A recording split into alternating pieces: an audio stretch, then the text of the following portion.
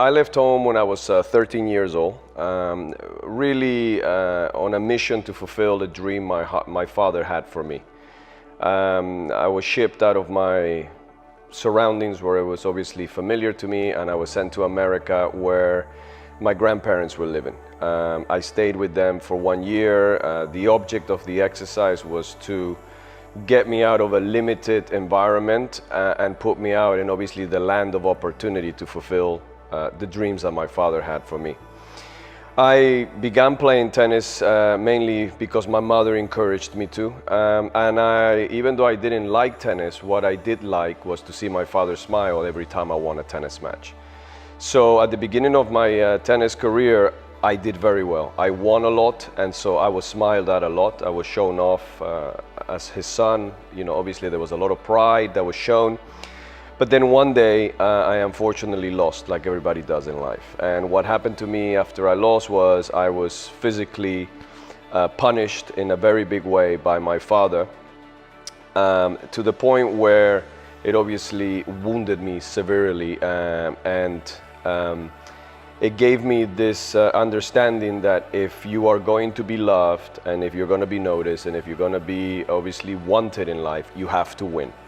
If you don't win, then obviously people are not interested in you, and the consequences will be severe. So for me, it was very simple. If I wanted to be loved, like I just said, then I had to do well. And obviously my tennis career developed, but I was severely handicapped in the gifting and the talent I had because I was afraid to lose. Clearly, who wants to get beaten up? So every time I walked on a court, I didn't play freely from my heart. I tried to control everything from my mind and make sure that I made the least mistakes so that I would hopefully win. And this went on and on. Obviously, this limited my career as a tennis player. I then obviously spent all my teenage years going from academy to academy. And I never really had a home base, a mother or father that I went to at home, back home after my day was finished. But it was really just an empty, dark room. So I was very lonely. I didn't really have the moral and the emotional support that a child needs. So I started to create this persona that, of course, people would obviously, hopefully like, but it was someone that was not me. And obviously this demanded for me to control everything and always try and make everything work so that I could be loved. So when I got to 19 years old, I was introduced to the idea of Christianity. I was taken to a church in America. Now you gotta understand, I was raised as a Catholic. So we went to church twice a year, only if someone died and at Christmas. So if nobody died that we knew, we only went to church once a year for Christmas. Now, the Catholic church that I attended was very quiet. Everybody looked constipated, you know, everybody looked very serious, nobody smiled. And my first experience of church after that, what I was obviously raised in as a child, was a black Pentecostal church in Florida, which of course is the complete opposite. Yeah, one is, you know, a very strict environment, the other one is like you're going to a party. And so after several Sundays of going, the preacher said, you know, if you want Jesus to join your life, then you need to put your hand up. Now, by then I had heard some really good things about this Jesus and what he could do for my life. But I had a bit of a question. I asked my friend, who was the one that had taken me to the church. I said to him, just help me to understand. If I put my hand up, then God joins me. But if I don't put my hand up, then God stays away from me. And he said to me, well, yeah, it's something like that. So I said, so God is like my father then. If I do certain things, he loves me. And if I do certain things, he doesn't love me. So for me, that was okay because I was raised like that. So even though that's not normal and that's not how God is, I accepted that as the way to be. You know, that's how life is. So I put my hand up. And what I now realize I did that day is I took the face of my father and I put it over the face of God. And then I started trying to, instead of keeping my father happy, I started working really hard to keep God happy. Living a life where you try and control everything and God only is happy with you when you are good, you know, you open the door for the old ladies, you know, you let others go before you, you don't say bad words, you know, you read your Bible every day, you pray all the time. then he blesses you. But if you do any of those the wrong way, then of course he withdraws. And I was okay with that because, of course, if I didn't put my hand up, he was no part of my life. If I did put my hand up, he was part. So I entered into the situation with the mind that this was conditional. And obviously, people, the way they presented God was, that God seemed to be the kind of God that could change his mind any minute and leave you, and then you would go to hell. So I tried very hard to control everything. And what happened was I was starting to live from my mind. So in here, I created an image of God that was really resembling the image that I had of how my life was supposed to be and how I was.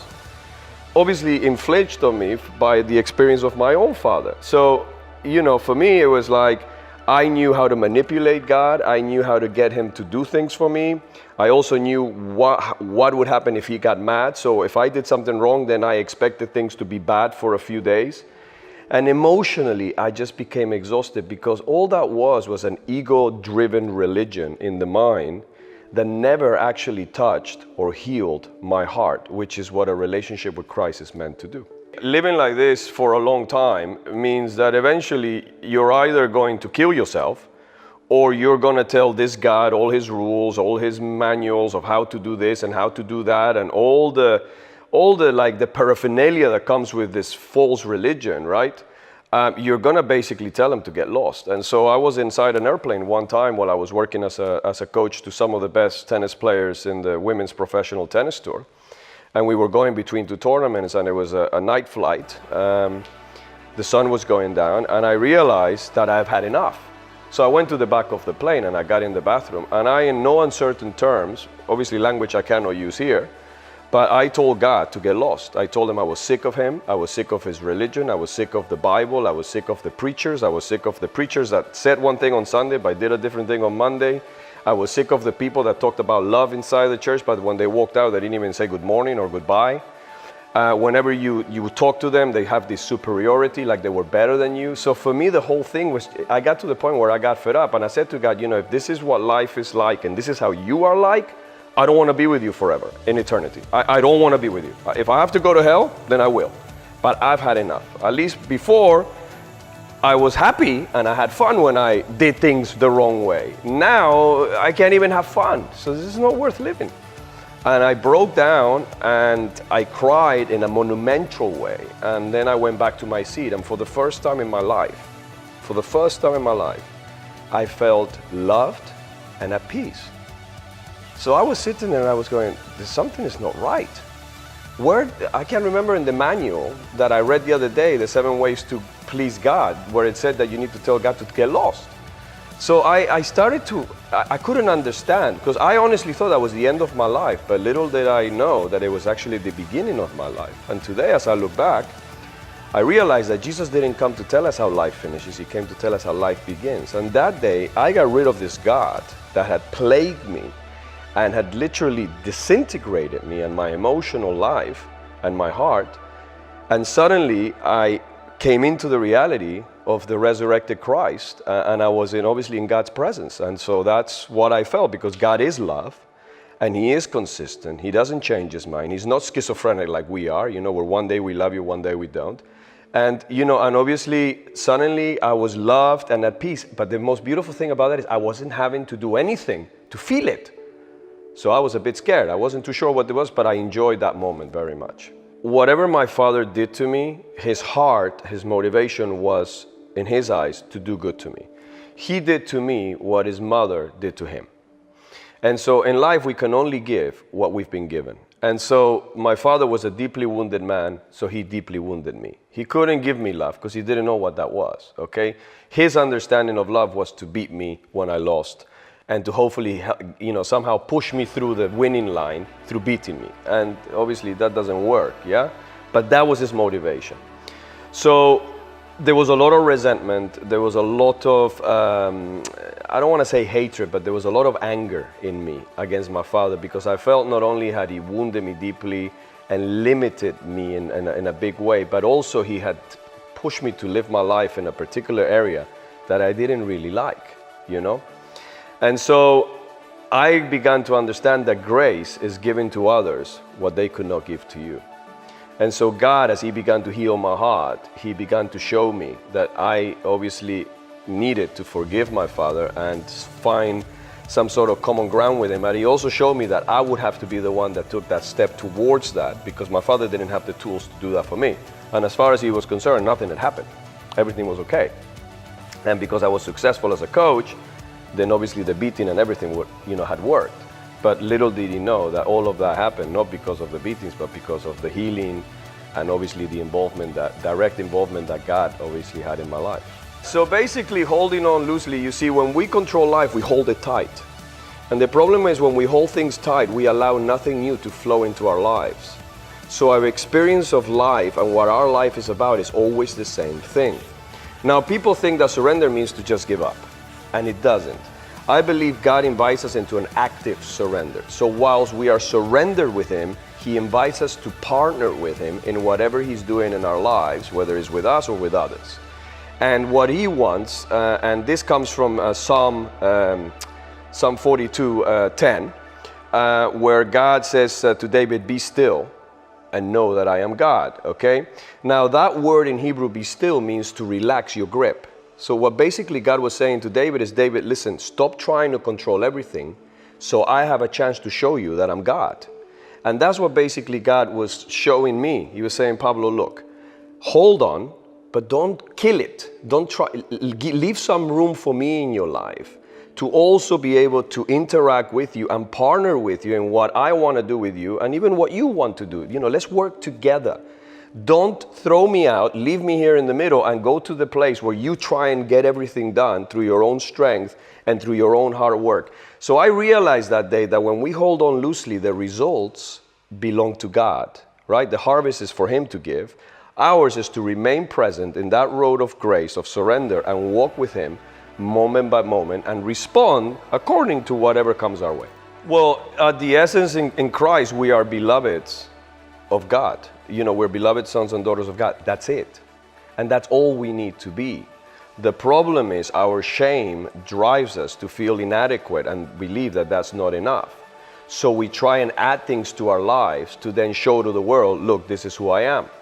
But Jesus said, if you want to find the belovedness in your life, you first have to lose who you think you are, And he said, if you want to follow me, you have to take up the cross and crucify your flesh. Now, the flesh, I believe in the Bible, means the ego. So in other words, you're saying, listen, you have to crucify your ego up there, right? And then I will resurrect the true you that is fused together, that is made in my likeness, has my nature, right? And my image. And that one is the real you. And from there, the beautiful thing about that part of you is that you have this peace that surpasses understanding, because you know you can't lose that. That can't be taken away, because if that gets taken away, you disappear. So that's been given to us by God, by his grace, and is non-negotiable. And there is nothing you can do to make that more real or enhance it or do anything to take it away. So you come into this place where you do make mistakes. We all still make mistakes. To think that we can live perfect lives in everything we do, we are perfect in our identity, but we still fail. Then you don't take it so hard, because you know that in spite of failing, you're still loved and you're still affirmed and you're still a beloved of God. So it's got nothing to do with what you do. It's got to do with who you are. And remember, we're not human doings, we're human beings.